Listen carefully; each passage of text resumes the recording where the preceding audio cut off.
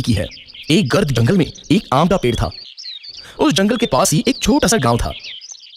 उस गांव का एक छोटा सा लड़का रामू उस जंगल में जाकर उस आम के पेड़ के पास खेलता रहता था। वो उस पेड़ पर चढ़ता, आम खाता और बाद में आराम से उस पेड़ के नीचे एक नींद की झपकी लेता। रामू को पेड़ के साथ खेलना अच्छा लगता तो उस आम के पेड़ को भी खुशी होती। अब रामू रोज उस पेड़ के साथ नहीं खेलने लगा। एक दिन की बात है, रामू चलते चलते उस पेड़ के पास गया। वो बहुत दुखी था। चलो रामू बेटा, मेरे साथ खेलो। आम के पेड़ ने कहा, मैं अब बच्चा नहीं रहा जो तुम्हारे साथ खेलूं। अब मैं पेड़ के साथ नहीं खेलता। रामू ने जवाब दिया, मुझे अब खिलौने चाहिए और खिलौने खरीदने के लिए पैसों की जरूरत है। रामू आगे बोला, माफ करो बेटा, पर मेरे पास पैसे नहीं है, परंतु तुम आम तोड़ सकते हो और उसे बाजार में जाकर बेचकर पैसे कमा सकते हो। रामू ये सुनते ही खुश हो गया। उसने आम तोड़े, उसे जमा किया और खुशी खुशी वहां से चला गया। लेकिन बहुत दिनों तक रामू वापस उस आम के पेड़ के पास नहीं आया। बेचारा आम का पेड़ बहुत दुखी हो गया। कुछ सालों बाद रामू अब आदमी बन गया था। फिर से उस आम के पेड़ के पास वो आया।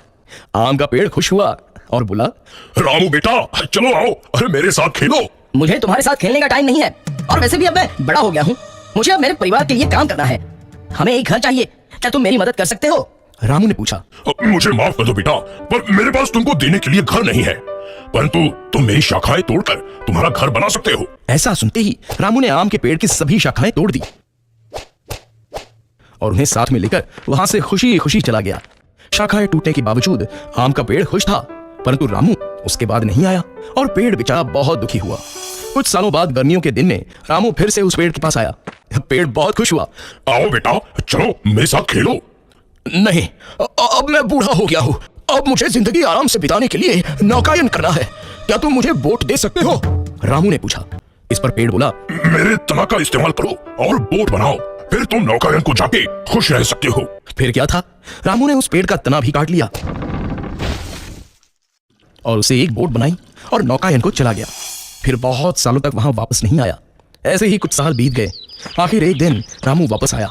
रामू को देखकर पेड़ बोला, मुझे माफ करना बेटा, परंतु तुम्हें देने के लिए अब मेरे पास कुछ नहीं बचा है। आम तो कभी के खत्म हो गए। रामू बोला, कोई बात नहीं, अब मेरे दांत भी तो नहीं है आम खाने के लिए।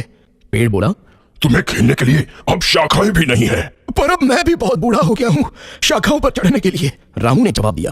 पेड़ इस पर बोला, मेरे पास सचमुच कुछ नहीं बचा है तुम्हें देने के लिए, बस ये मरने वाली जड़ी है मेरे पास। और आम का पेड़ रोने लगा।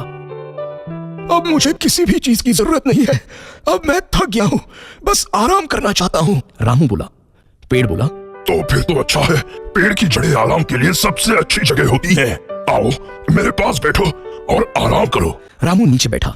आम का पेड़ खुश हुआ और वो रोने लगा। दोस्तों, ये कहानी हमारे दिल को छू लेती है कि कैसे एक पेड़ हमारे जीवन में बस जीवन भर देते ही रहता है और इंसान उस बात की कदर तक नहीं करता। पेड़ हमें छांव और फल देते हैं, लकड़ियां देते हैं, पर हम इंसान उन्हें बेरहमी से हमारे फायदे के लिए काटते हैं और वापस कुछ नहीं देते। दोस्तों, आपसे गुजारिश है कि आप नया पेड़ नहीं लगा सकते तो कम से कम उन्हें काटो मत।